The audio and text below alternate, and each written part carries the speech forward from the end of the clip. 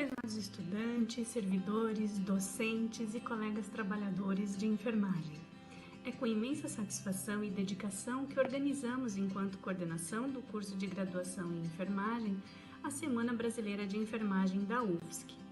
Realizada 100% online, a nossa SEBEM foi concebida a muitas mãos e contará com a presença de diversos professores, pesquisadores e especialistas nas áreas. A SEBEM foi concebida em lei no ano de 1960 para dar ampla divulgação às atividades da enfermagem.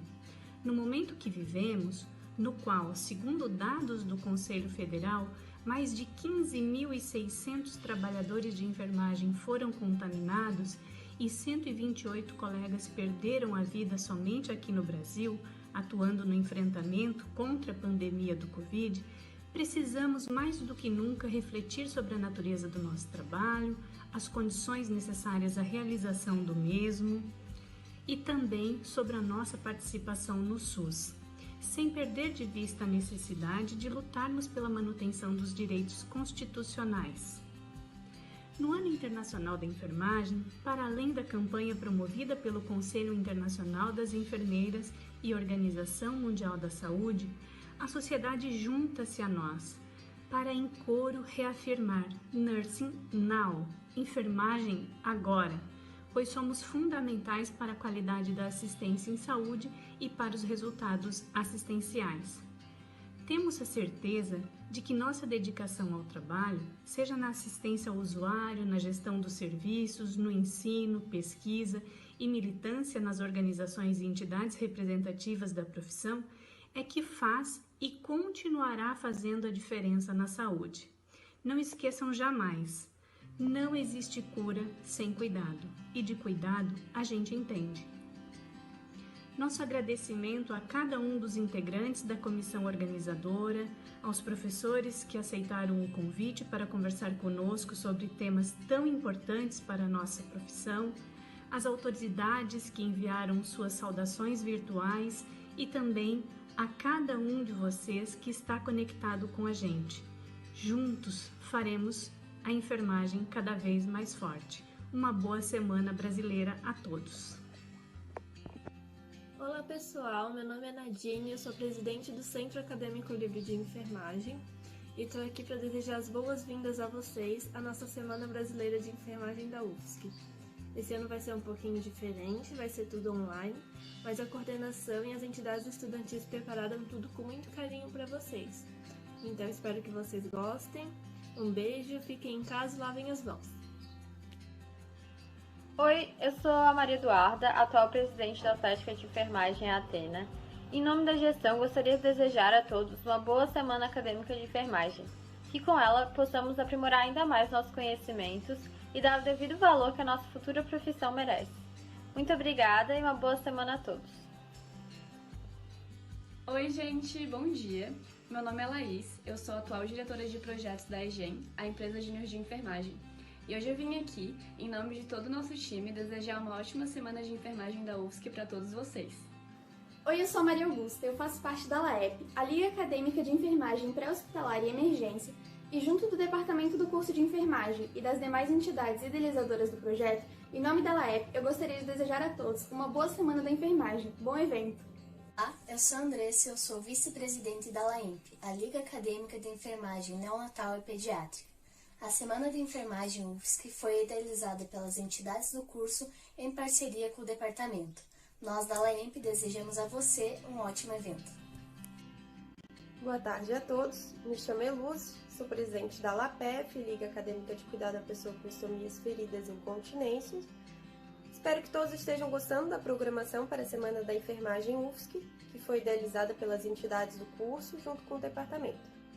Então, em nome da LAPEF, desejamos a vocês um ótimo evento. Salve, salve, enfermagem brasileira! Sou doutora Kátia Bertoncello, atual chefe do Departamento de Enfermagem do Centro de Ciências da Saúde da Universidade Federal de Santa Catarina. Com a vice-chefe do departamento, doutora Silvana, estamos aqui para prestigiar a Semana de Enfermagem organizada pelas nossas coordenadoras de cursos de graduação, doutora Felipa e doutora Rosane, Agradecemos pela organização, parabéns, vamos prestigiar o evento. Muito obrigado. Olá, sou Jussara Guimartim, professora do Departamento de Enfermagem da Universidade Federal de Santa Catarina e atualmente coordeno o programa de pós-graduação em enfermagem também da Universidade Federal de Santa Catarina. Quero dar as boas-vindas a todos os participantes desta atividade comemorativa da Semana Brasileira de Enfermagem, desejando que todos possam ter aprendizagens significativas para suas atividades profissionais ao longo do desenvolvimento das conferências, das lives, webinars e outras atividades desenvolvidas neste momento. Parabéns a todos os profissionais de enfermagem, enfermeiros, técnicos, auxiliares de enfermagem.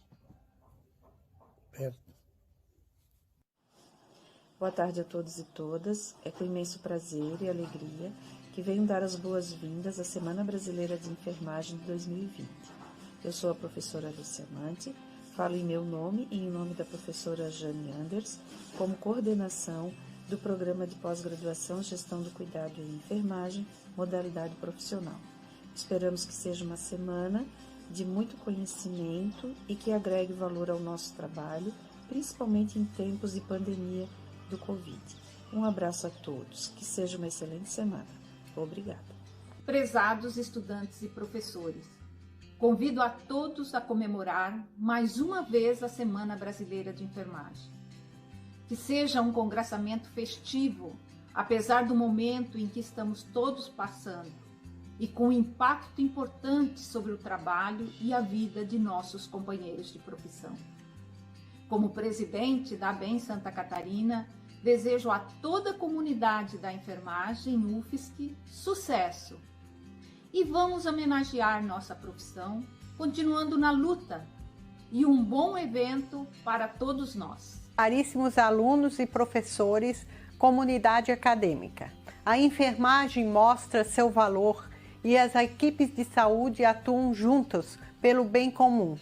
Precisamos valorizar o protagonismo do profissional de enfermagem, que estará sempre ao lado da sociedade com competência técnica e científica e representando os mais de 62 mil profissionais de enfermagem catarinense, afirmo que precisamos garantir a proteção a estes profissionais. Somos gente cuidando de gente.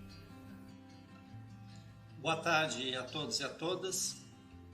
Gostaríamos de desejar boas-vindas a essa semana de enfermagem a todos e parabenizá-los pelo protagonismo em época de pandemia de Covid-19, realizarem uma semana acadêmica tão importante, principalmente pelos temas que serão abordados, como o serviço de enfermagem hospitalar, atendimento a idosos e principalmente também atendimento de enfermagem na obstetrícia.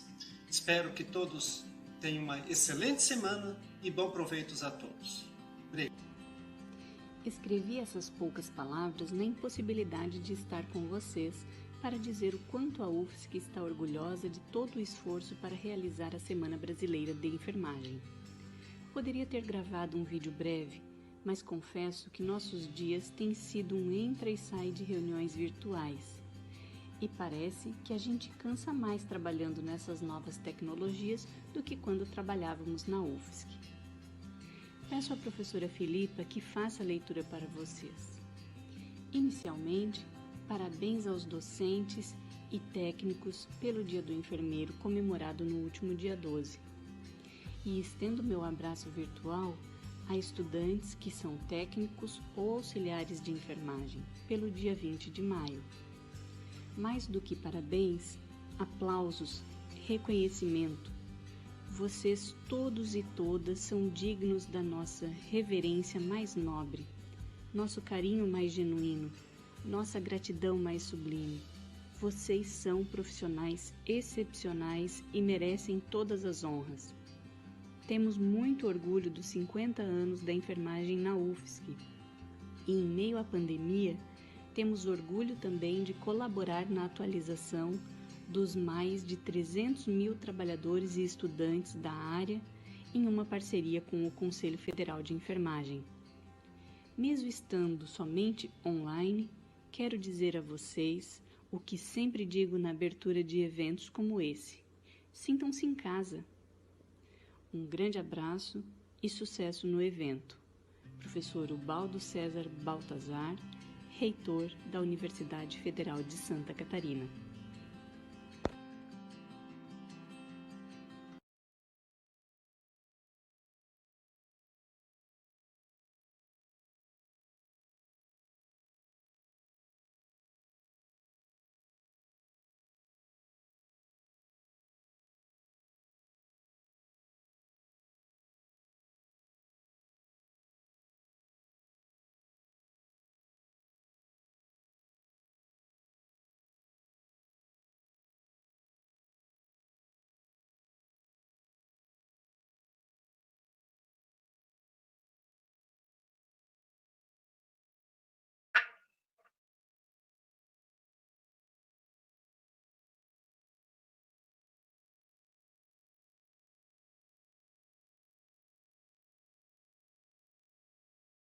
Me ouvindo?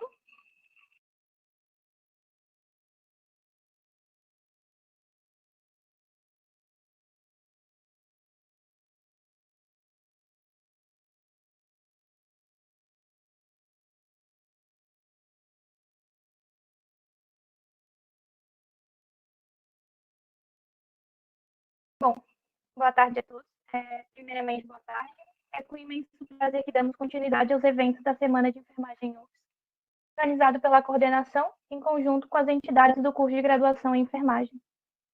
Meu nome é Letícia Machado Ferreira, eu sou graduanda de enfermagem da 9ª fase, sou atual presidente da Liga Acadêmica de Enfermagem Neonatal e Pediátrica da UFSC, que tem como coordenadora do projeto a professora Patrícia Kirten. Gostaria de agradecer a presença de todos e desejar um excelente evento para todo mundo. Iremos dar início à palestra O Parto e o Nascimento em Tempos de Pandemia pelo Covid-19, que terá duração aproximadamente de 40 minutos. E teremos mais 20 minutos abertos ao final para perguntas que serão feitas pelo bate-papo. Bom, o tema dessa palestra ele foi pensado a partir do atual contexto de pandemia em que a gente se encontra. Que se instalou de maneira extremamente rápida e, por se tratar de uma doença recente, há uma escassez de informação sobre o gerenciamento da infecção durante a gravidez e também uma gama de informações erradas sendo repassadas através das redes sociais. Então, pensando na importância que é discutir esse tema, decidimos em conjunto abrir esse espaço de diálogo hoje. Gostaria de apresentar nossas ilustres convidadas de hoje, Margarete Maria de Lima, enfermeira obstetra, doutora em enfermagem pelo Programa de Pós-Graduação em Enfermagem da Universidade Federal de Santa Catarina, mestre em enfermagem pelo PEN UFSC, professora adjunta na UFSC, vice-líder do Laboratório Interprofissional de Pesquisa e Inovação Tecnológica em Saúde Obstétrica e Neonatal, pesquisadora do Laboratório de Pesquisa e Tecnologia de Educação em Enfermagem e Saúde, docente do Programa de Residência Integrada Multiprofissional em Saúde do HU-UFSC, com ênfase em saúde da mulher, docente do curso de graduação em enfermagem da UFSC na disciplina Processo Humano 4, Saúde da Mulher, coordenadora do projeto de extensão Grupo de Gestantes e Casais Grávidos da UFSC, 2 décadas junto à comunidade, e coordenadora de extensão do Departamento de Enfermagem da UFSC. É um prazer recebê-la, professora Margarete. Gostaria de apresentar também Manuela Beatriz Velho, enfermeira obstetra, doutora em enfermagem pelo Programa de Pós-Graduação em Enfermagem da UFSC, professora adjunta do Departamento de Enfermagem da UFSC, docente da disciplina Processo de Viver Humano 4, Saúde da Mulher, no curso de graduação em enfermagem e no Programa de Residência Integrada Multiprofissional em Saúde do Hospital Universitário de Santa Catarina, com ênfase em saúde da mulher, e pesquisadora do Laboratório Interprofissional de Pesquisa e Inovação Tecnológica em Saúde Obstétrica e Neonatal. Agradeço muito que as senhoras tenham aceito o convite de participar da nossa CBEM UFSC. É um prazer imenso recebê-las aqui hoje. Sejam muito bem-vindas. E eu passo a palavra agora para os nossos convidados.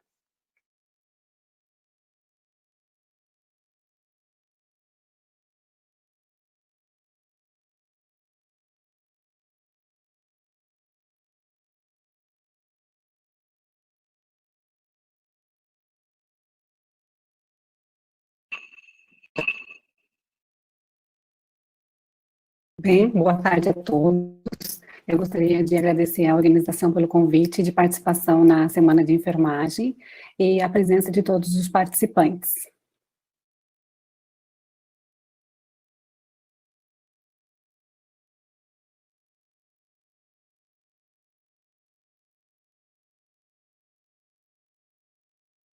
Todos os acadêmicos envolvidos nessa estratégia, nessa temática tão desafiadora, que tem sido o parto e nascimento em tempos de Covid. Desejo a todos um ótimo evento. Queria reafirmar aqui que é um prazer recebê-las nesse evento, que foi organizado com muito carinho e dedicação de todo mundo. E agora eu passo a palavra novamente para vocês. Fiquem à vontade para iniciar a palestra. Obrigada, Letícia. Eu vou dar início à palestra. Eu e a HED organizamos de uma forma bem interativa, então a minha fala vai alternar com a fala dela. O nosso tema, então, o parto e o nascimento em tempos de Covid-19.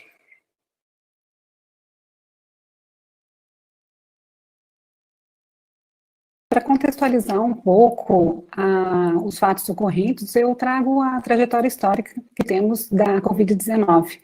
Ela iniciou em dezembro de 2019, na cidade de Wuhan, na China, onde foram identificados casos atípicos de pneumonia.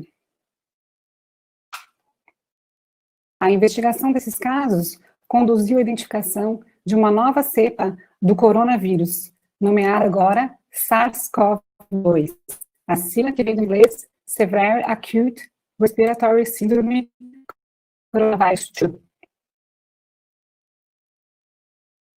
A Covid-19 é a infecção pelo SARS-CoV-2, e ela se manifesta com sintomas próximos de uma síndrome gripal, sejam mal-estar, febre, tosse, dor de garganta, mas elas podem evoluir de uma forma mais grave, com desconforto respiratório, pneumonia, a necessidade de internação em ambiente de terapia intensiva, com o diagnóstico da síndrome respiratória aguda grave. A SARS-CoV-2 se espalhou rapidamente pela Europa, Estados Unidos e América Latina, sendo considerada uma pandemia em 11 de março de 2020 pela Organização Mundial de Saúde. Se fizermos uma análise cronológica, apenas 3 meses após os primeiros casos serem. A SARS-CoV-2, ela é um novo coronavírus, e, portanto, não existem evidências disponíveis que possam nos orientar de forma clínica que podemos aplicar. Ou seja, os estudos eles têm baixa qualidade, seja pelo pequeno número de participantes e o pequeno espaço de tempo de estudo dessa manifestação da doença. Sobre as gestantes, o quadro clínico observado ele é muito semelhante ao observado em adultos não gestantes, assim como as taxas de complicação e de evolução de casos graves. Embora as mulheres grávidas não sejam necessariamente suscetíveis às doenças virais, mudanças ocorridas pela gestação, como o aumento do volume sanguíneo, o aumento do volume pulmonar, consequentemente, a vasodilatação de mucosas, o crescimento do feto e a deslocação do diafragma, elevando o diafragma, aumentam o diâmetro torácica, o diâmetro transverso. Isso tudo são implicações que podem trazer dificuldades na manifestação, no combate da manifestação da doença, além de mudanças no sistema imunológico, que podem estar, então, associadas a sintomas mais graves dessa doença. Atualmente, não existem dados que sugerem um risco aumentado de aborto ou perda precoce da gravidez em relação ao Covid-19. Da mesma forma, não temos evidências de que este vírus seja teratogênico, ou seja, traga malformações fetais manifestadas. No início da pandemia, os primeiros casos foram identificados na China e as primeiras gestantes também. Um estudo pesquisou a presença do vírus SARS-CoV em 6 pacientes que mantinham pneumonia, foram coletadas amostras de líquido amniótico, sangue do cordão umbilical, leite materno, foi realizado um swab da orofaringe do recém-nascido e nenhuma dessas amostras apresentou a presença do vírus SARS-CoV-2. Até aquele momento, imaginava que não havia possibilidade de transmissão vertical do vírus. No entanto, evidências mais recentes estão sugerindo a probabilidade da transmissão vertical do vírus, embora não tenhamos a proporção de gestações afetadas ou possíveis repercussões ao recém-nascido. Esse estudo, publicado no final do mês de março, ele traz a descrição do nascimento de um bebê, filho da mãe, com Covid-19, e que, após 2 horas do nascimento, a coleta de exames demonstrou um elevado nível de anticorpos IgM naquele bebê. Os anticorpos IgM, eles não têm a capacidade de ser transferidos pela placenta da mãe para o feto. Sugere-se de que esse bebê teve contato com o vírus e teve a manifestação ou a criação dos próprios anticorpos. Um outro estudo, no final de março, ele pesquisou 6 mulheres que tinham a confirmação do Covid. Foram pesquisadas as amostras de swab da orofaringe do recém-nascido e da membrana da placenta, que deram negativos para a presença do vírus. Mas, logo ao nascimento, foram identificados níveis elevados do anticorpo IgG. O IgG é um anticorpo um pouco mais antigo. Então, esses resultados sugerem que o bebê tenha tido acesso através da mãe, via placentária.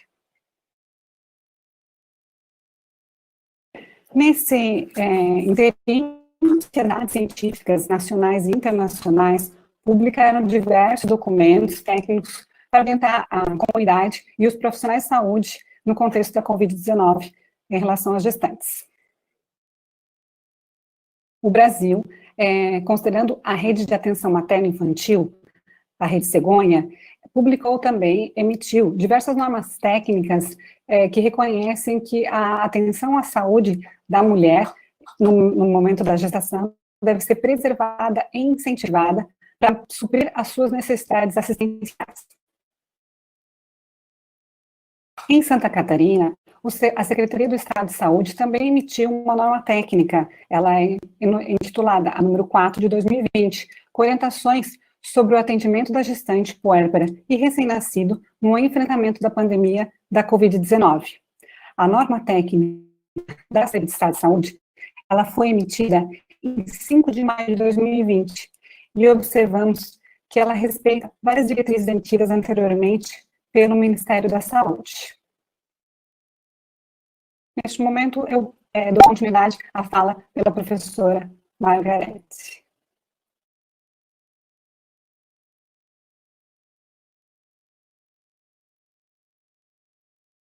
Então, continuando, a professora Manuela, ela fez uma contextualização inicial, falando um pouquinho a respeito das normativas, notas técnicas e recomendações. E essas normativas, elas trouxeram implicações, assim, para o serviço de saúde, porque eles precisaram se reorganizar nos atendimentos das gestantes suspeitas ou confirmadas, né, com o vírus do SARS-CoV-2, e, além disso, a rede de saúde precisou estabelecer continuidade no atendimento das gestantes assintomáticas e negativas, né, aquelas gestantes que já eram acompanhadas nas unidades básicas de saúde.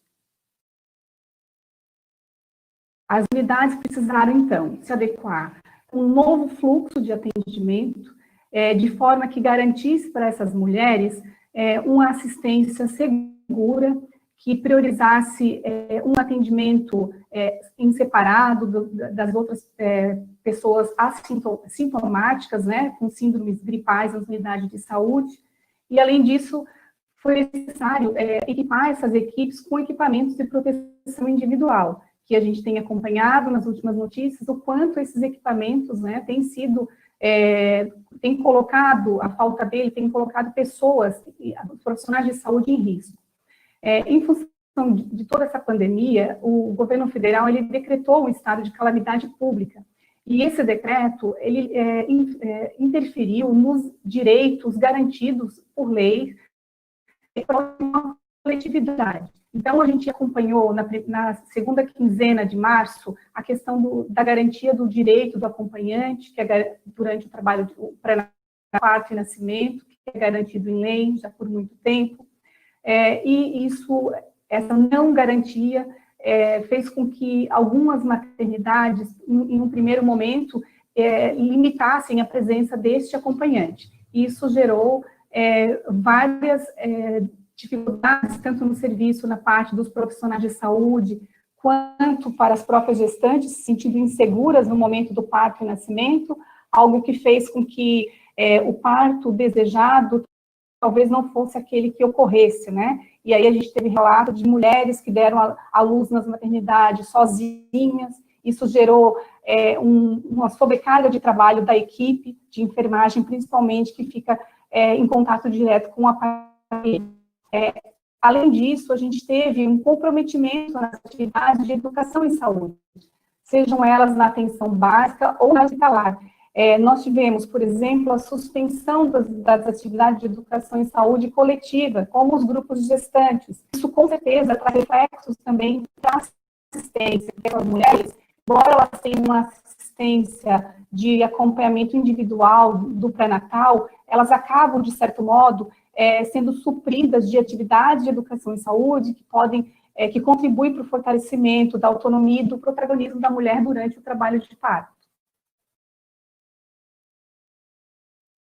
Tem uma nota técnica, que é do Ministério da Saúde, a número 6, que ela traz especificamente a questão do atendimento da gestante com síndrome gripal nos estabelecimentos de saúde. E ela enfatiza que os procedimentos eletivos dessas mulheres com síndrome gripal, então, quais esses procedimentos, as consultas, os exames de rotina, né, de consultas pré-natal, eles sejam adiados por 14 dias. E, caso necessário, se existe de uma demanda dessa mulher que necessite de um atendimento presencial, que esse atendimento ocorra no local seguro, isolado das demais. O que a gente também percebe nesse nosso acompanhamento durante esses meses de pandemia, que algumas mulheres, mesmo que não tenham, sejam diagnosticadas com síndrome gripal, ou seja, aquelas mulheres que fazem um atendimento de pré-natal de rotina, elas também tiveram as suas consultas de pré-natal adiadas, em função de uma própria questão de organização de redes e de saúde.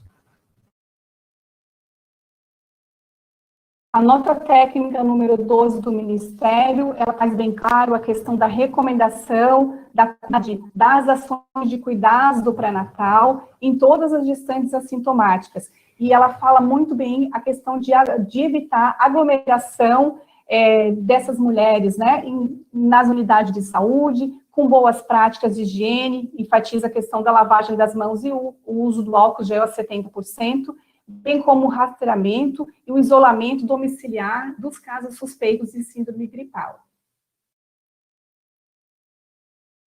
Então, todas as gestantes, seja que são assintomáticas ou sem síndrome gripal, elas precisam, sim, ter esse atendimento reservado. Por que essa recomendação? Porque nós sabemos que adiar o acompanhamento pré-natal, ele vai implicar em uma perda de oportunidade de eu, enquanto profissional de saúde, identificar agravos em relação à saúde dessa gestante, desse bebê, né? Por exemplo, a gente traz a questão da sífilis na gestação, né? A gente sabe que os números são elevados na gestação, e se a gente faz esse adiamento dessa assistência, a gente pode estar deixando de fazer um diagnóstico preciso e um tratamento adequado, evitando complicações para esse recém-nascido. Então, a nota técnica do Estado, ela vem garantindo isso, ela reforça, como a professora Manuela bem colocou, a questão da garantia dos direitos dessa mulher, refazendo, assim, a questão do que o Ministério da Saúde preconiza, ela enfatiza, falando a respeito da solicitação dos exames durante o pré-natal, da imunização da gestante, e assim como o agendamento de imagens. Em relação à imunização das gestantes, a gente sabe que as unidades precisaram realmente se adequar. A gente entende que as unidades de saúde, que elas não têm um consiga separar os fluxos de atendimento em vacinas, atendimentos de rotina, né, e atendimento agora dos casos sintomáticos. Então, na rede de Florianópolis, algumas unidades de saúde são referências para imunização. Não são em todas as unidades que estão, neste momento, com sala de vacina aberta, por vários fatores, e isso implica até uma falta de imunização dessas gestantes durante o pré-natal, porque a depender da localização e da disponibilidade que essa mulher tem de acesso para a unidade de referência em vacinação, ela pode deixar, não receber, né, a vacina de rotina que ela teria direito de acordo com o calendário vacinal do Ministério da Saúde. Além disso, as unidades também precisam acompanhar as puérperas e os recém-nascidos, principalmente na primeira semana de vida, que a semana tem sido reforçada especificamente pelo Ministério da Saúde, onde eu vou verificar as principais alterações, tanto da puérpera, quanto do recém-nascido. Reforça também a questão de uma avaliação criteriosa e minuciosa dessas triagens dos sintomáticos, tanto para a gestante quanto para as puérperas. E essa avaliação, ela precisa ser uma avaliação pontual, com perguntas claras a respeito de cada sintoma e considerando o início dos sintomas no período de 7 dias. Então, eu preciso ter uma equipe treinada, né, e habilitada para que eu consiga fazer essa avaliação clínica com bastante precisão. Então, na chegada dessa mulher numa unidade de saúde, essa gestante, que ela com um caso suspeito, ela deve ser orientada, além da higienização das mãos, ela precisa receber uma máscara cirúrgica, né, ou se ela, hoje a gente tem uma norma do uso de máscara, então todas as pessoas precisam já chegar na unidade com essas máscaras, mas além disso, ela precisa ser conduzida para uma área muito específica, uma área separada dos demais pacientes, né, visando que ela tenha um isolamento respiratório e não tenha contato com as demais pessoas que estão nessa unidade aguardando atendimento. A gente tem um protocolo de manejo clínico do coronavírus na atenção primária à saúde do Ministério, e tem sido esse protocolo que a nota técnica do Estado tem utilizado para o manejo e a avaliação clínica dos casos suspeitos ou confirmados de Covid.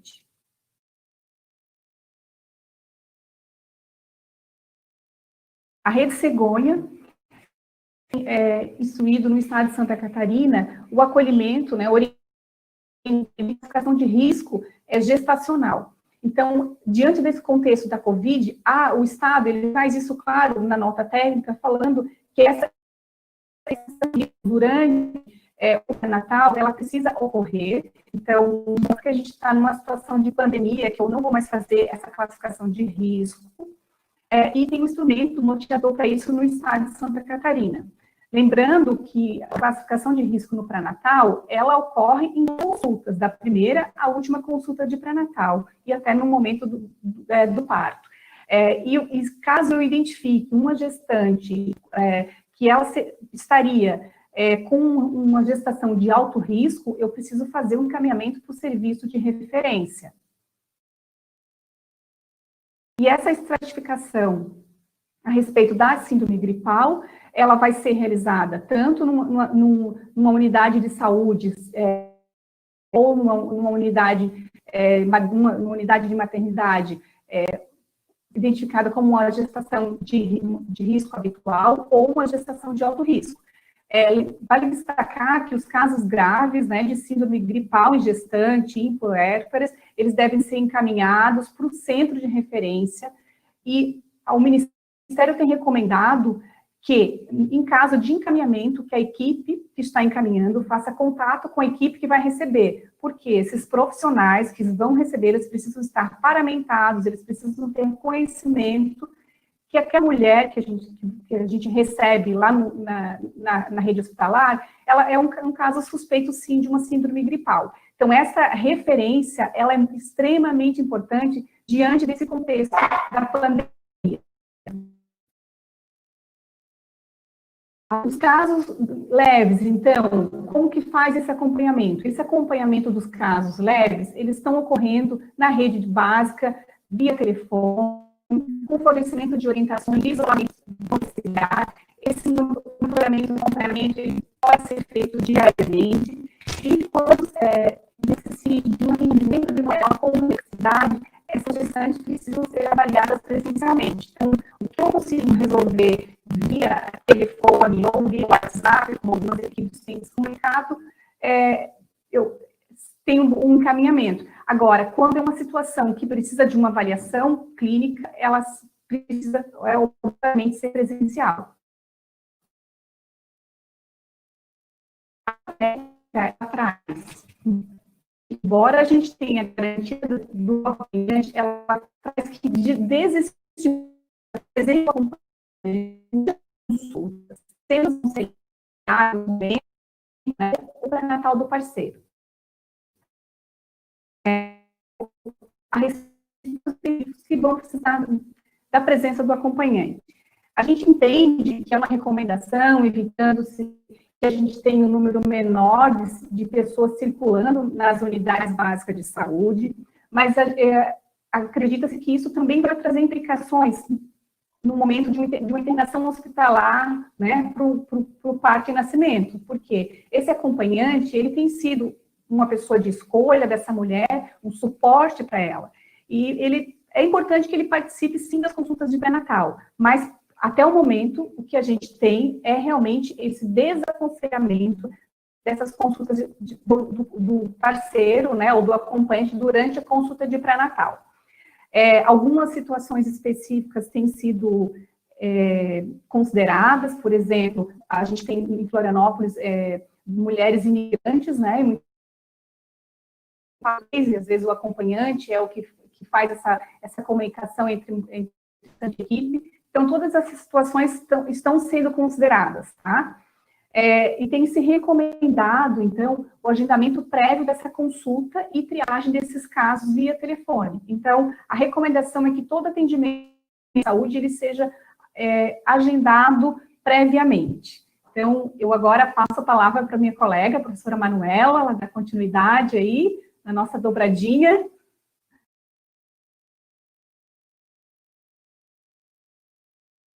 Obrigada, professora Margarete. Então, continuidade, vamos seguir na atenção à gestante, agora saindo do pré-natal e pensando um pouco no momento do nascimento, a necessidade de ir ao hospital para o nascimento do seu bebê. A nota técnica número 9 do Ministério da Saúde orienta que todos as gestantes, parturientes e seus acompanhantes sejam triados para casos suspeitos de admissão de serviço obstétrico. Então, que aconteça essa divisão, pacientes com suspeitas ou confirmadas sejam atendidos em um ambiente diferente das pacientes assintomáticas ou que não tenham tido contato com os pacientes. E quem serão consideradas gestantes suspeitas ou confirmadas? Então, toda pessoa que teve contato com exposição, independente se for na sua residência ou em outro ambiente que ela frequenta. Mas que tenha relatado um caso de síndrome gripal ou a dúvida da confirmação da Covid-19. Toda pessoa que relatar febre, tosse ou dor de garganta e também conforto respiratório vai ser considerada suspeita para a Covid-19, assim como toda pessoa que tiver um positivo para a detecção da Covid-19 nos últimos 14 dias. A nota técnica número 13, ela também recomenda que toda a paciente que apresente suspeita clínica da Covid-19, ela seja testada no momento da internação hospitalar, por motivo de trabalho de parto e nascimento. Sobre a questão do acompanhante, o Ministério da Saúde orienta que desde que ele seja assintomático e não pertença aos grupos de risco para a Covid-19, que seja permitida a sua presença em mulheres assintomáticas, não suspeitas ou testadas negativas para o Covid-19. Lembrando que esse acompanhante deve ter sido criado previamente para Em relação às mulheres positivas, elas têm garantida a presença de um acompanhante, mas nesse momento o acompanhante deve ser da paciente, porque isso não vai aumentar as chances de contaminação daquela paciente. Se alguma gestante apresentar necessidade de internação por motivo de infecção da SARS-CoV-2, a sua manifestação clínica não é uma indicação de antecipação do parto ou nascimento. Deve ser avaliada a condição clínica materna e a necessidade de estabilização, de oxigenação materna. O Ministério da Saúde, ele não apresenta uma orientação clara sobre a via de nascimento, a via de parto dessas mulheres sintomáticas ou suspeitas da Covid-19.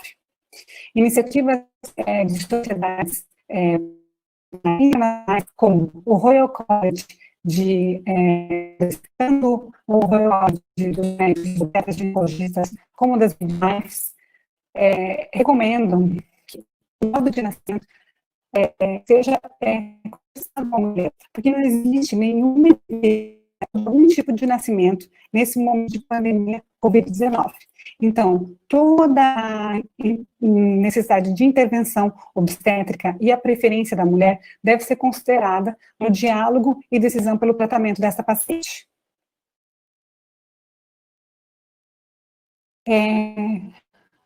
Sobre o local de atendimento ao nascimento, o Ministério da Saúde deixa bem claro que não recomenda o parto a mulheres suspeitas ou confirmadas pela SARS-CoV-2 no domicílio ou centro de parto normal, mas sim em preferência com maior nível de complexidade.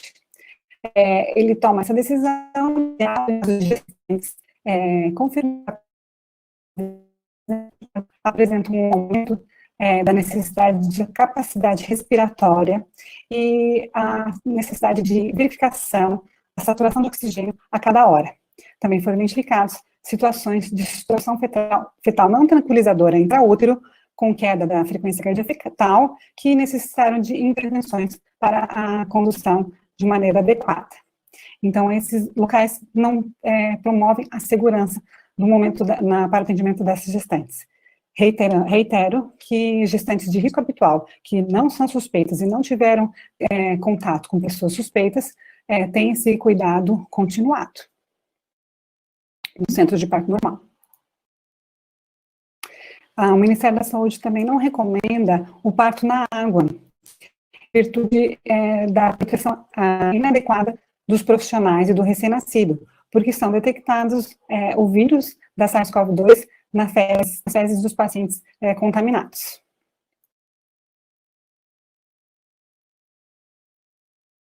Com relação ao trabalho de parto, sabemos que existe muita dúvida das gestantes e dos profissionais de saúde como ofertar a mesma assistência com qualidade durante o trabalho de parto. Então, o Ministério da Saúde reitera que os métodos não farmacológicos do elevador podem e devem ser ofertados de modo a favorecer a evolução fisiológica do parto. Então, a mulher deve ter a liberdade de movimentação, o uso de chuveiro, até porque a água se torna um meio de diminuição da possibilidade de contaminação frente ao vírus da SARS-CoV-2. Quanto a não existe aumentado do vírus nesse período. Conforme o Ministério da Saúde, a simples solicitação da analgesia de parto já é uma indicação para que esse procedimento seja realizado. Na atenção às gestantes após o nascimento, o Ministério da Saúde reitera a continuidade da internação em alojamento conjunto, o binômio mãe e bebê próximos, e quando a gestante não tiver fator de risco e o bebê também não apresentar fator de risco, ou seja, uma gestação a termo, recém-nascido, adequado para estacional, com exame negativo para o beta hemolítico na pesquisa do pré-natal, com amamentação implementada, eficaz, esse binômio ele pode ter alta com 24 horas após o nascimento.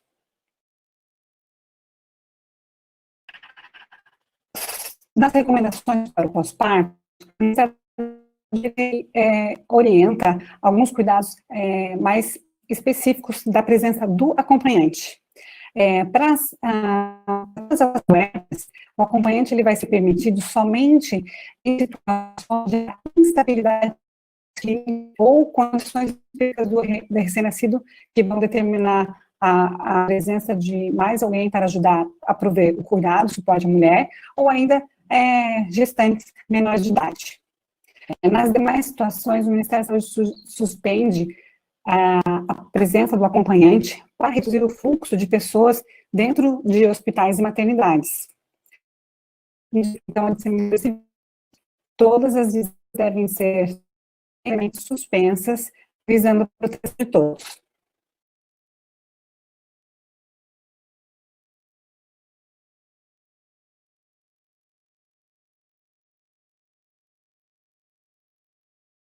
Das recomendações para o trabalho de parto e parto, no início da pandemia, profissionais de saúde também se sentiram nas informações para prover um melhor cuidado. Hoje nós já temos algumas evidências que nos respaldam na aplicação das boas práticas. Gestantes, assintomáticas que não tiveram contato com pessoas com síndrome gripal ou infecção comprovada pela Covid-19, devem ter a manutenção do campeamento em tempo oportuno do cordão umbilical ao nascimento. O que nós entendemos por campeamento oportuno? O campeamento do cordão quando sai o batimento cardíaco do feto no cordão umbilical. Para essas gestantes deve ser mantido o contato da mãe, e assim como a promoção do aleitamento materno, ainda na primeira hora de vida.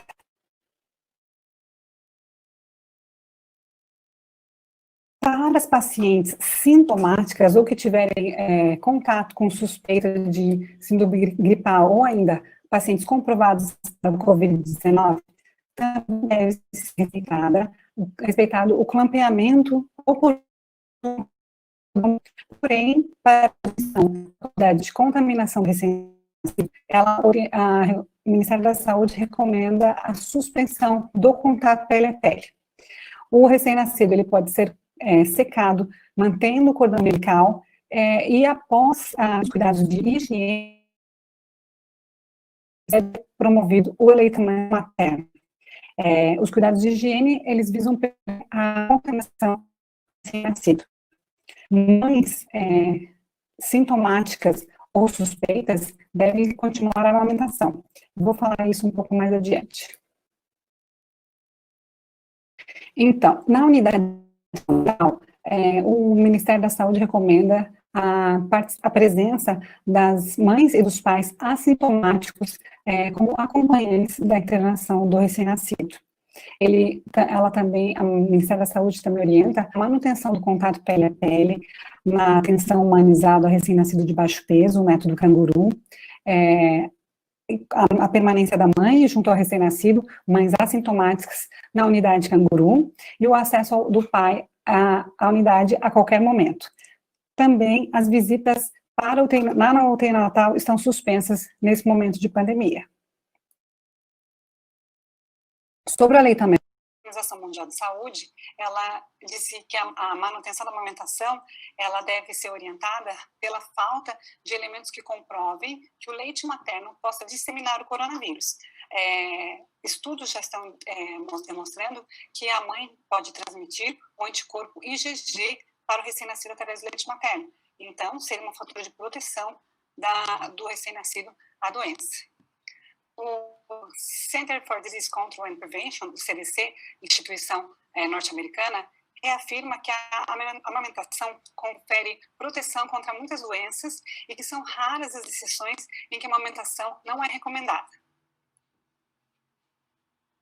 O Royal College of Obstetricians and Gynecologists de Londres enfatiza que a mãe, desde que ela seja esclarecida e esteja de acordo, ser praticado o aleitamento materno mantendo alguns cuidados, como a lavagem das mãos e o uso de máscara antes da realização do aleitamento materno. O Brasil também recomenda a manutenção da distância entre o leito da mulher, da puérpera, e do bebê, uma distância de 2 metros. A Federação Brasileira das Associações de Ginecologia e Obstetrícia também publicou uma nota sobre o benefício da amamentação e estudaram quaisquer riscos potenciais de transmissão do vírus. Dessa forma, o Ministério da Saúde ele diz que não há recomendação para a suspensão do aleitamento materno na transmissão de outros vírus respiratórios. Ele recomenda que a amamentação, então, ela seja mantida, mesmo em caso de infecção pela Covid-19, desde que a mãe deseja amamentar e esteja em condições clínicas adequadas para fazê-lo. As clínicas de amamentação pode ser realizada a ordenha do leite materno e a oferta por outra pessoa, profissional de saúde, alguém na rede de apoio dessa mulher.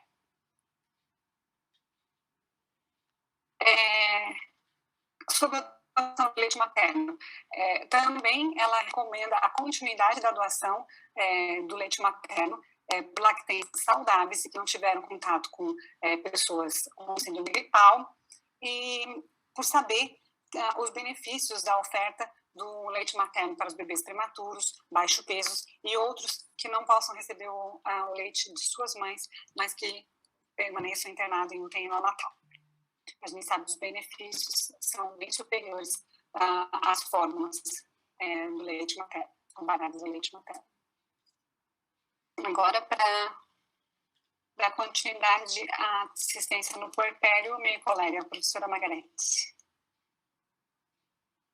Então, em relação à continuidade, a professora Manuela trouxe um pouquinho a questão dos aspectos do puerpério, com mulher e recém-nascido. Nós temos a nota técnica número 13 do Ministério da Saúde, que faz umas recomendações em relação tanto à atenção puerperal, em relação à alta segura, à contracepção durante a pandemia da Covid-19. Então, ela fala um aspecto muito importante, que é a garantia da longitudinalidade do cuidado à mulher recém-nascida. Então, a gente precisa que, mesmo diante desse contexto de pandemia, eu consiga atender tanto uma puérpera, né, acompanhando os seus primeiros 45 dias de pós-parto, tanto aquela mulher que deseja uma consulta para um planejamento reprodutivo. E para que isso ocorra, a gente precisa ter, mais do que nunca, fortalecido no centro de saúde, a referência e contra-referência, né? Então, eu preciso que essa mulher saia na alta do seu puerpério, da maternidade, ela consiga sair referenciada, esclarecida quanto à importância das consultas puerperais, das 2 consultas recomendadas pelo Ministério da Saúde. Além disso, precisa ser orientada em relação também aos demais cuidados com o recém-nascido. A professora Manuela explicou um pouquinho a questão da amamentação, que tem sido no puerpério os desafios para as mulheres, onde a gente identifica que a maior dificuldade dessa mulher no puerpério é em relação à amamentação. Então, a gente precisa garantir essa longitudinalidade do cuidado diante desse contexto de pandemia. Ainda, a gente tem falado um pouquinho a respeito dos EPIs, né? Que esses profissionais que vão atender essas mulheres, sejam em qualquer contexto, ou no puerpério, ou então na própria atenção do planejamento reprodutivo, que eles precisam também estar equipados com equipamentos de proteção adequados, né? Principalmente os profissionais da atenção primária, que eles garantam a realização da visita domiciliar da mulher e do recém-nascido entre 7 a 10 dias, e aí aqui a gente tem os casos de vulnerabilidades, aqueles casos que precisam ser acompanhados realmente no domicílio. A gente precisa que neste momento exista essa garantia. E aí a gente entende um pouquinho até a própria limitação de força de trabalho, redimensionamento da própria equipe de saúde, que a gente tenha um atendimento maior em função dos sintomáticos respiratórios. Mas essa agenda de acompanhamento nos primeiros 10 dias de vida, ela precisa ser fundamental.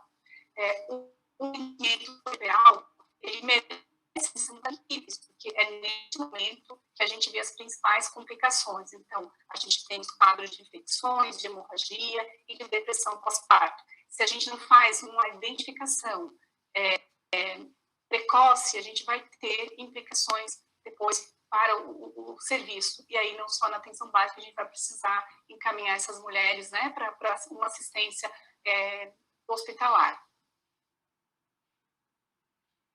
O Ministério da Saúde, ele, em março de 2020, ele trouxe uma portaria que fala um pouquinho a respeito, né, de caráter excepcional e temporário das ações de telemedicina.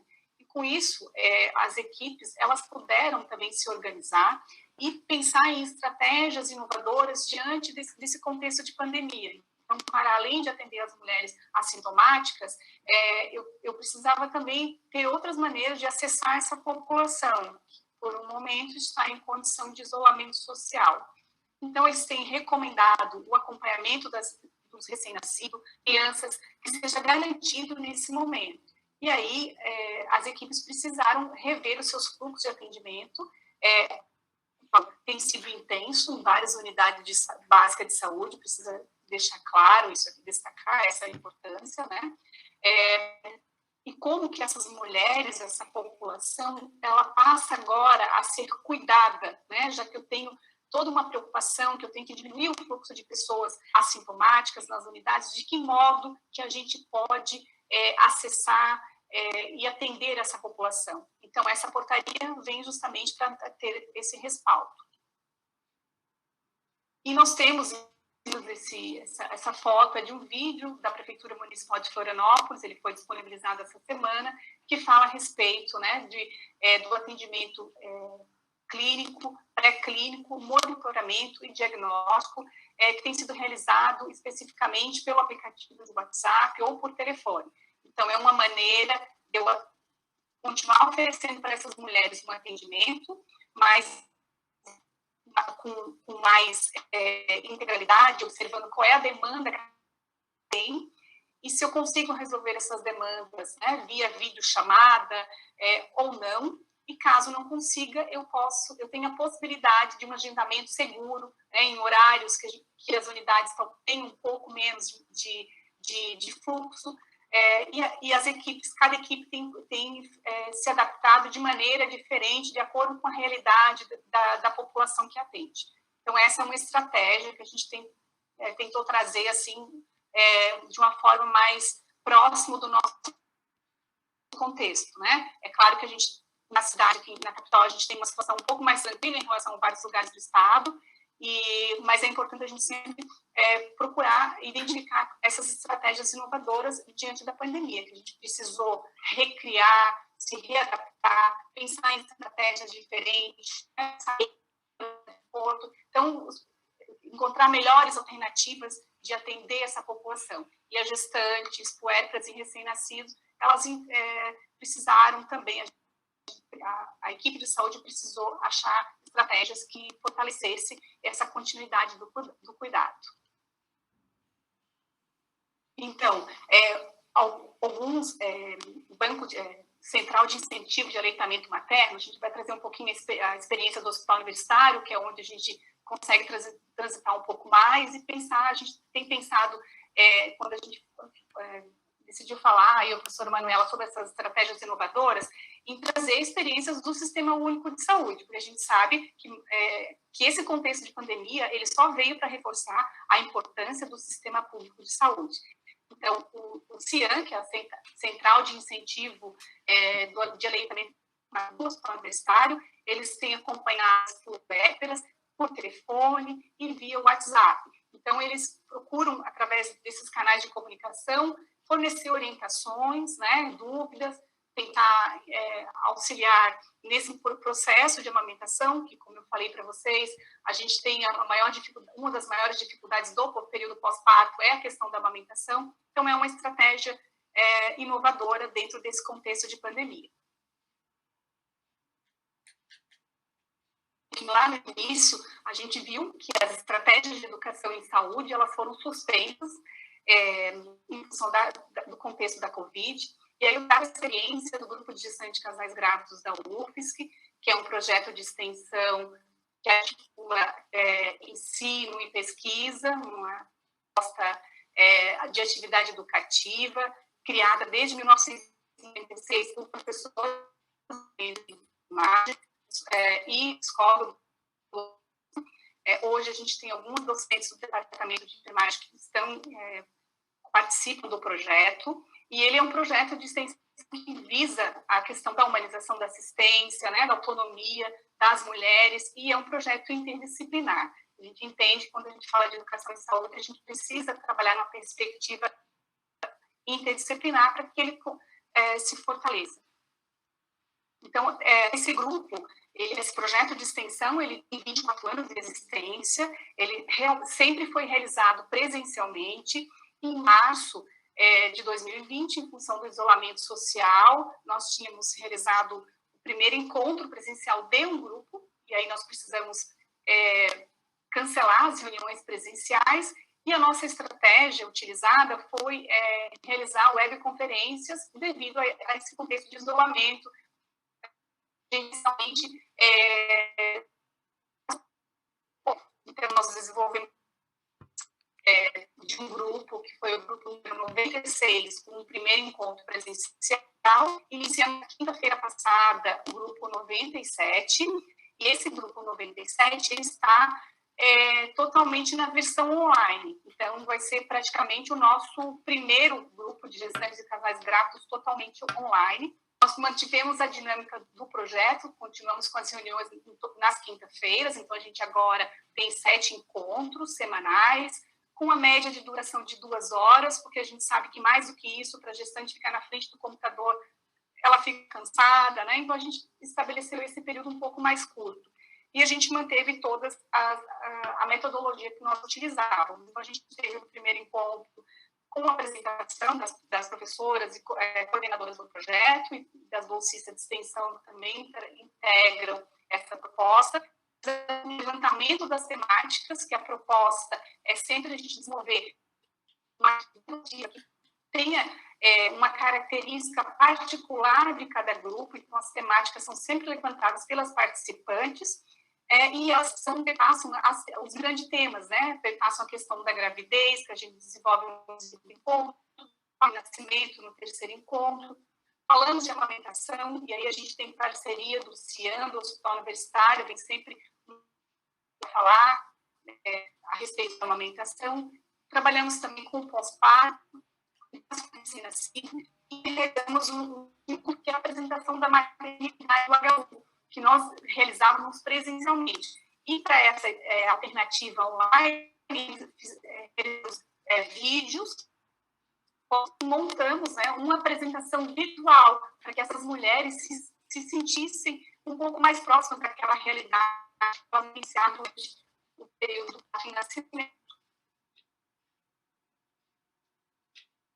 Para a gente desenvolver essa estratégia, a gente precisou identificar algumas potencialidades, ter algumas estratégias. A primeira estratégia foi identificar uma plataforma, né, que propiciasse uma melhor interação entre essas participantes e equipe do projeto. A gente hoje está usando uma outra plataforma diferente do Grupo 96. Elaboramos materiais educativos para complementar as atividades online. Então, a gente, para cada tema, a gente construiu um material educativo.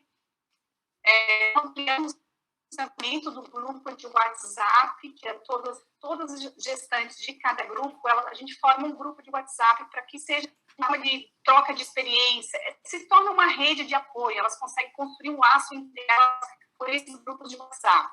Então, como nós temos os bolsistas de extensão que se mantêm na atividade de contexto da pandemia, nós monitoramos mais essas dúvidas e a gente vai esclarecendo essas dúvidas ali no grupo.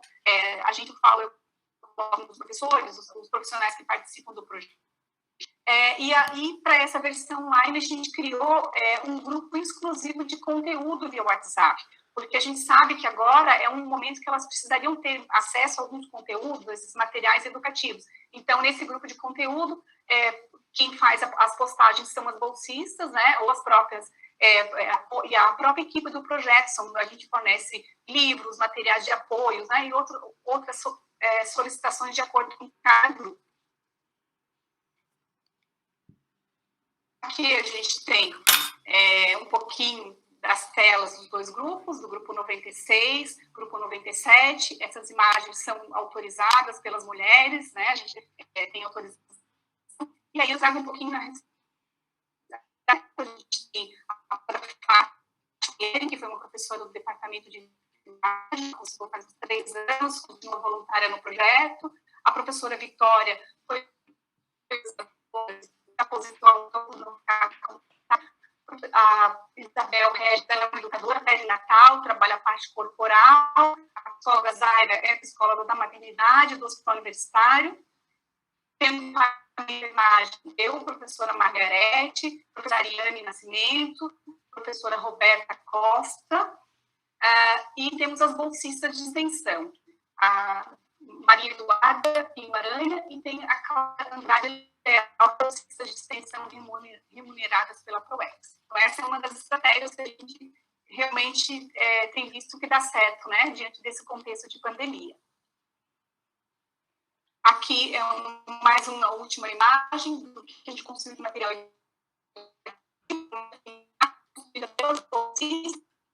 Foram as imagens, vídeos, o conteúdo disponibilizado por nós e pela professora Roberta, que é responsável também pela questão do cuidado com o recém-nascido. Então, agora eu vou passar a palavra para a professora Manuela, para fazer outras recomendações, para a gente encerrar essa nossa fala.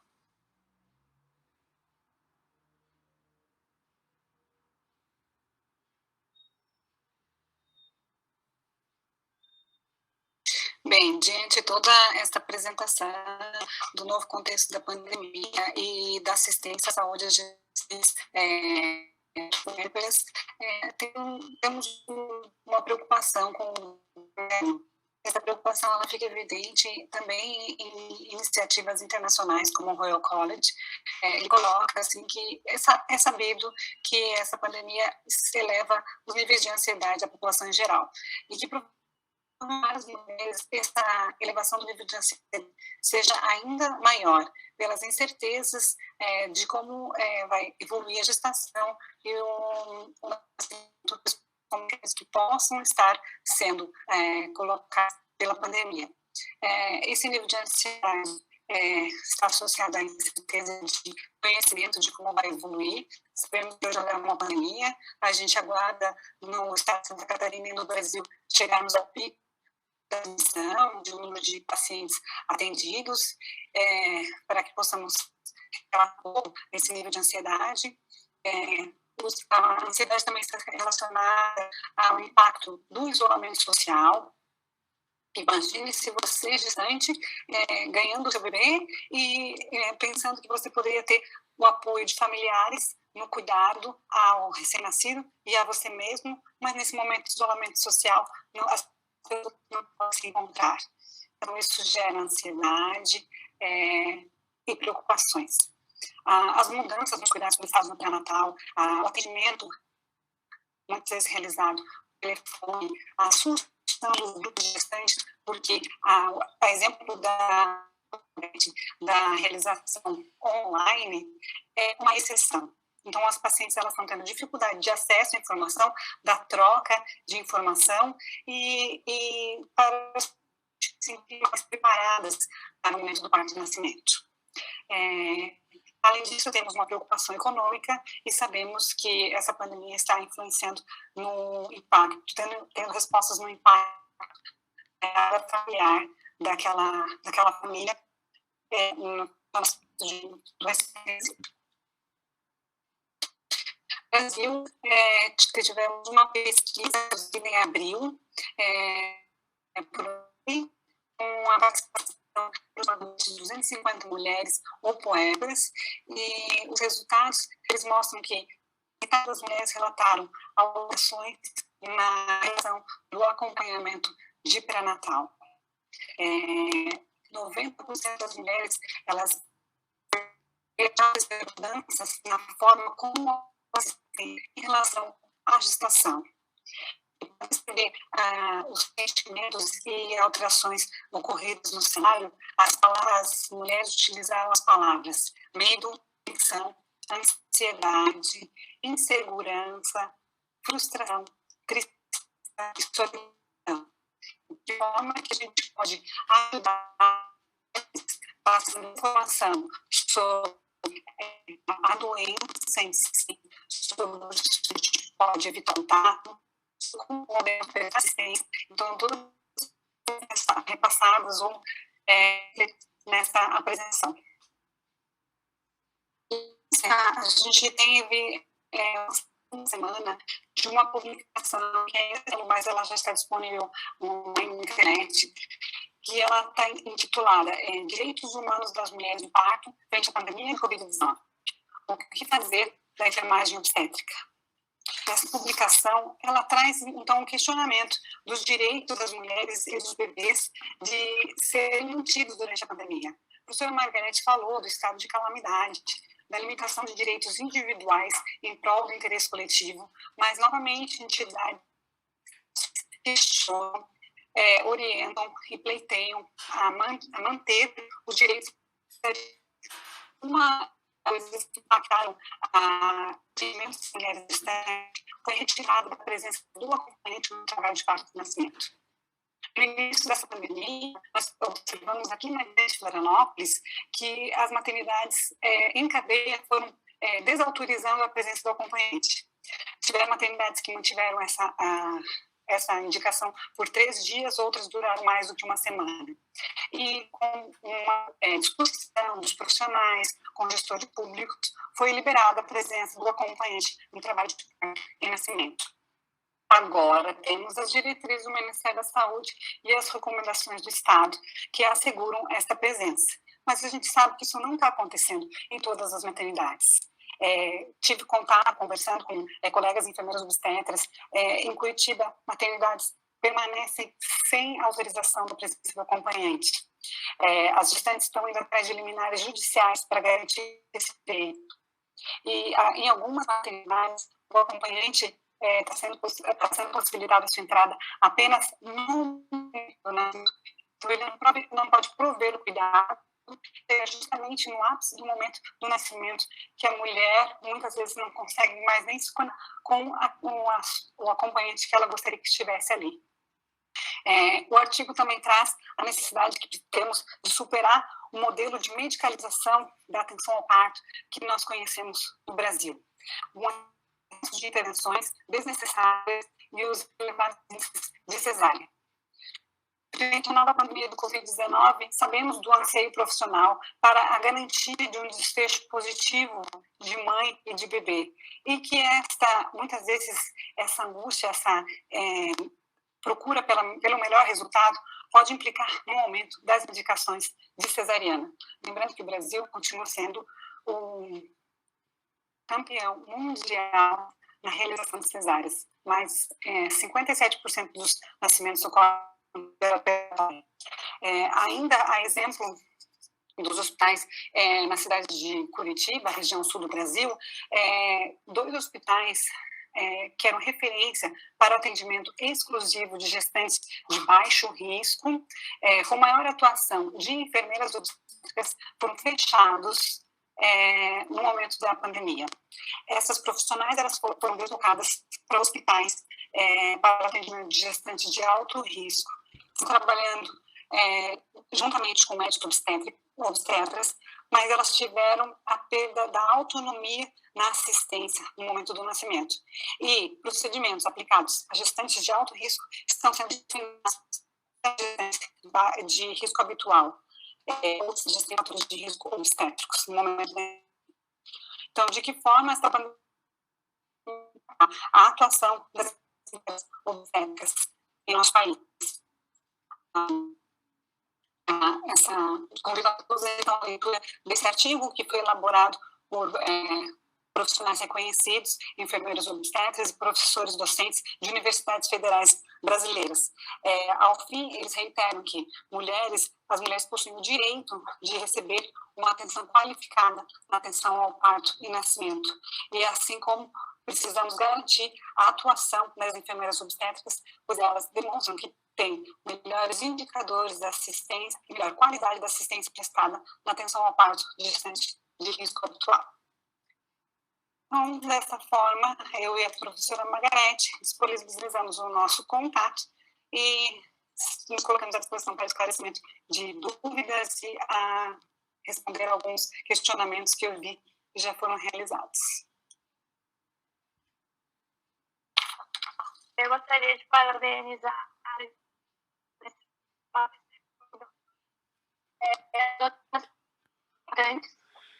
conseguiu esclarecer muitas dúvidas que as pessoas estavam mandando e as perguntas já foram respondidas em muitos casos.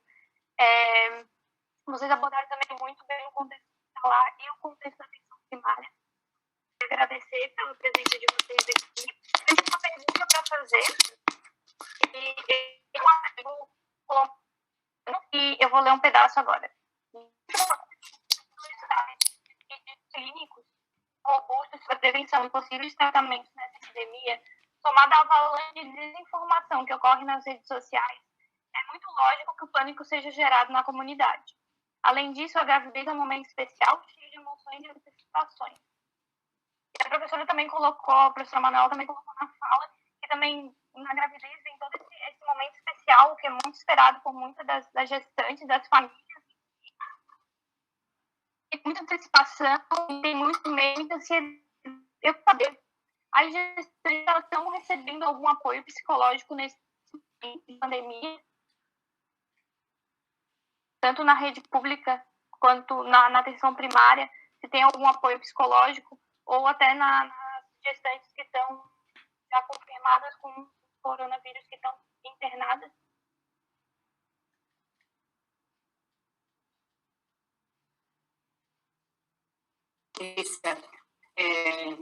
Sua pergunta é bem importante, né? Nós abordamos um pouquinho essa questão do psicológico, né? Isso a gravidez já gera na mulher várias dúvidas e angústias, né? A professora Manuela colocou sobre o momento do parto e do nascimento. Então, como que a gente vê que isso tem ocorrido na rede básica de saúde e nos próprios hospitais? A gente tem iniciativa de vários profissionais, as escolas, que têm se disponibilizado a fazer um tipo de atendimento. Então, na rede básica, tem via o NASF, né? Então, aquelas mulheres que a equipe de saúde da família identifica que necessitam de um acompanhamento direcionado para a saúde mental, eles fazem esse matriciamento via NASF, né? Então, como sempre ocorreu na rede. Então, eu acredito que não tem um fluxo específico para as mulheres, né, que agora a gente oferece um serviço direcionado, até mesmo porque a gente sabe que a pandemia tem gerado outras demandas para a equipe.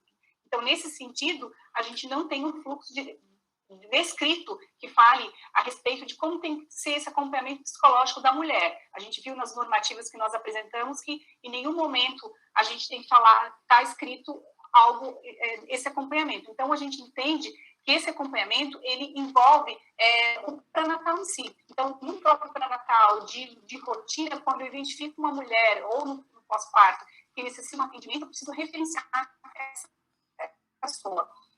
Nas maternidades, a gente tem, assim, vamos falar um pouquinho da realidade do HU, que é onde eu transito, e eu tenho um pouco mais de conhecimento para falar. Não sei se a professora Manuela, depois, se quiser abordar um pouquinho as outras maternidades. A gente tem a escola de referências da maternidade.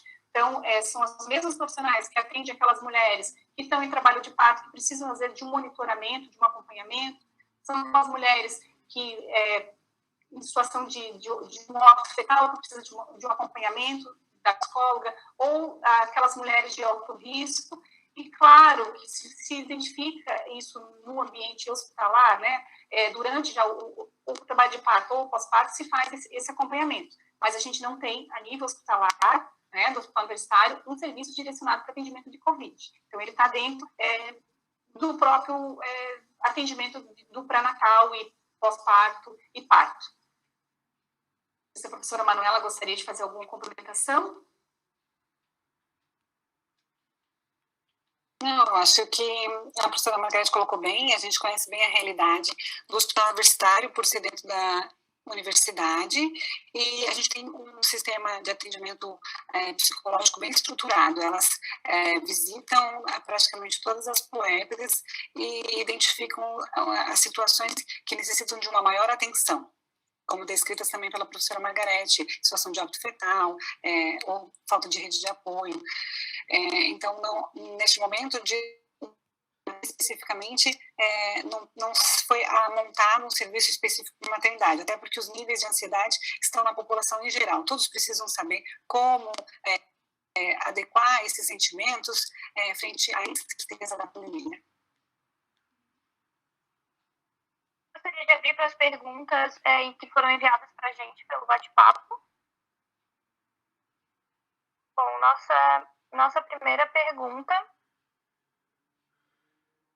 seria como funciona a amamentação nos casos em que a mãe se apresenta debilitada. Acho que a professora Margarete já falou um pouco sobre também. Então, a amamentação, ela está indicada com continuidade, mesmo para pacientes confirmadas pela Covid-19. Se a mãe tiver condições de amamentação, ela deve fazer a higiene das mãos, o uso de máscaras e, após esses cuidados, realizar a amamentação.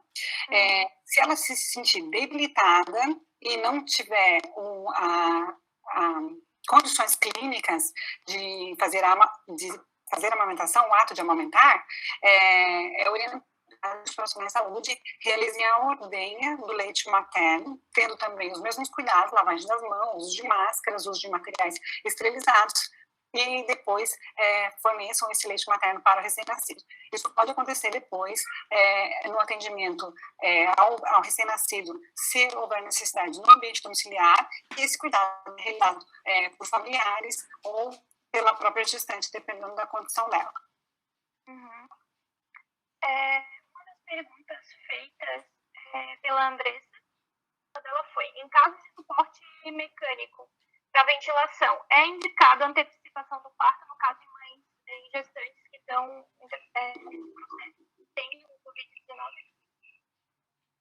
Então, a indicação da antecipação do parto vai depender muito da condição clínica da mulher e do período gestacional que ela estiver.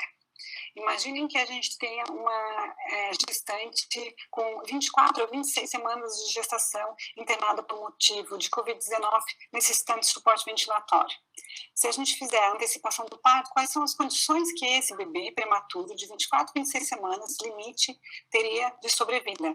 Ou também de sequelas relacionadas à prematuridade.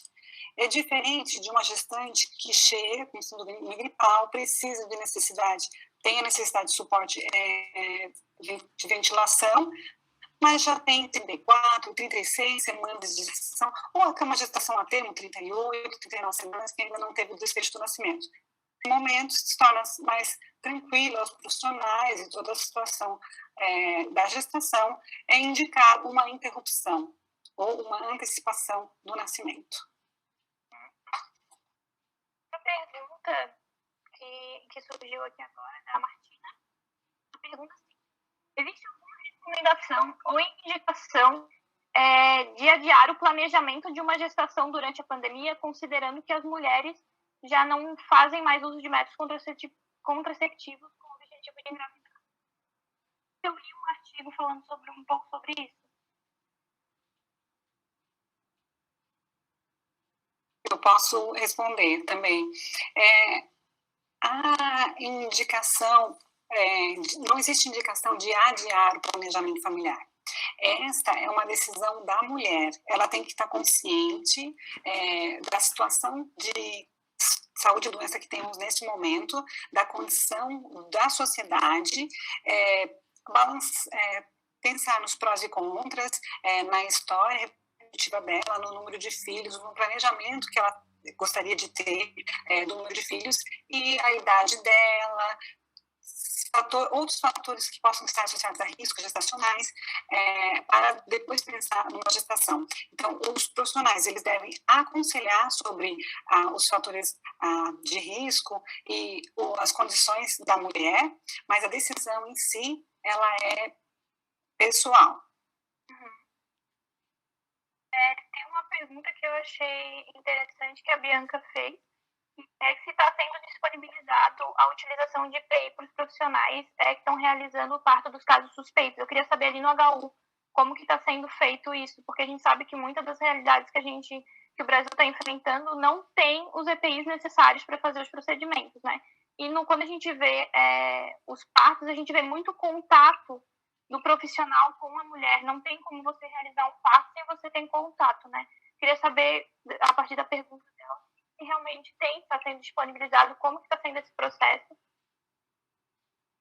Então, eu peço permissão da professora Margarete para segunda pergunta também, porque quando organizávamos a nossa apresentação, eu fiz contato com as 3 instituições de maternidades públicas da Grande Florianópolis, para saber como que elas estavam organizadas, e a gente percebeu que elas estão respeitando a maioria das orientações, tanto do Ministério da Saúde, quanto da Secretaria do Estado de Saúde.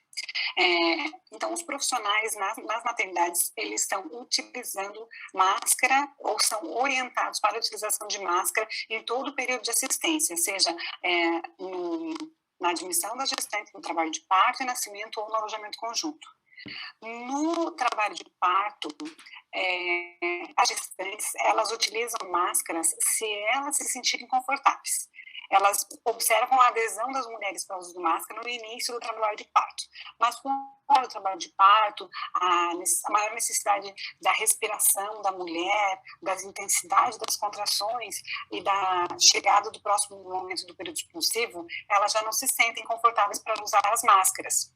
Então, os profissionais de saúde estão sendo orientados a usar máscaras, touca, avental, em mulheres que estão em trabalho de parto e perto do período expulsivo. Óculos de proteção também. Algumas instituições estão conseguindo fornecer a face shield como para os profissionais de saúde do trabalho de parto. Então, nenhum profissional me relatou, nenhuma das minhas colegas enfermeiras com quem eu conversei, relatou a falta de equipamentos de proteção para a proteção dos profissionais. Nas situações de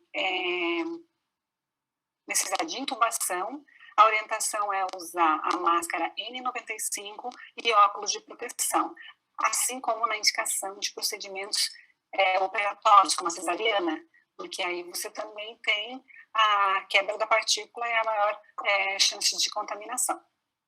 Uhum. Tem outra pergunta relacionada um pouco ao EPI, a utilização do EPI, que a Bianca perguntou assim, as gestantes assintomáticas, que elas não têm suspeitas, estão sendo atendidas nas casas de parto? Eu acho que as professoras já falaram um pouco sobre isso também. Como que está sendo a utilização de EPI para esses profissionais? Então, os centros de parto normal, eles têm a continuidade do seu atendimento nesse momento de pandemia.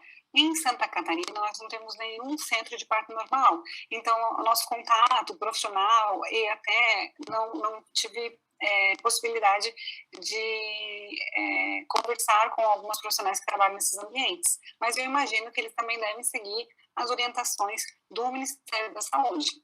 E, neste momento de pandemia, como indicações de máscaras na comunidade, na sociedade, eu imagino que as centros de parto normal também devem estar utilizando esses EPIs. Uhum. Eu acho que a gente pode encerrar as perguntas.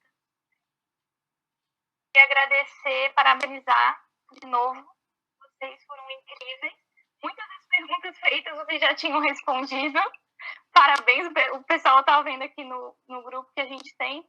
Eles estavam falando que a palestra foi muito completa e que por isso estava difícil fazer perguntas, porque as dúvidas, elas perguntavam e as dúvidas vocês já respondiam logo em seguida. Parabéns. Gostaria de agradecer novamente a presença de todo mundo aqui. Parabenizar vocês pela excelente discussão que a gente teve hoje. Acredito que foi um dia de grande esclarecimento e aprendizado para todo mundo. Agradeço também a coordenação do curso, a professora Felipe, a professora Rosani, e todas as entidades estudantis que estão envolvidas na construção desse evento. E queria agradecer também aos membros da Liga e as professoras coordenadoras Patrícia e a professora Roberta por nos auxiliarem durante todo esse processo. Eu gostaria de usar esse espaço de fala que foi autorizado pela professora Filipa para informar que a CAM fez um pedido formal para a Liga de Pediatria. A CAM é a Associação Catarinense de Assistência a Mucos Viscidóticos, e eles solicitaram a nossa ajuda. Bom, a CAM é uma entidade sem fins lucrativos que apoia as famílias e pessoas com fibrose cística em Santa Catarina, possibilitando que essas pessoas elas tenham acesso ao tratamento gratuito. A subsistência da CAM ela depende da doação voluntária a partir do desconto de um valor na conta de energia elétrica, além dos eventos beneficentes que eles realizam, foram impossibilitados por conta do coronavírus. E por conta disso, eles estão passando por problemas financeiros para dar continuidade nesse trabalho deles. É um trabalho importante para essas famílias e para essas pessoas. Essa doença, que é uma doença genética crônica, progressiva, e até o momento a gente não encontraram uma cura. Quem quiser e puder ajudar, será muito bem-vindo. Aqueles que se interessarem em conhecer mais sobre a fibrose cística e as formas de contribuir à associação, podem entrar em contato pelo Instagram deles, que é a CANSC, e eles agradecem muito por esse espaço de fala que a gente disponibilizou para eles, e agradeço muito às professoras pela linda palestra que a gente teve hoje. Muito obrigada. Gostaria de passar a palavra para a Nadine, que vai dar algumas informações.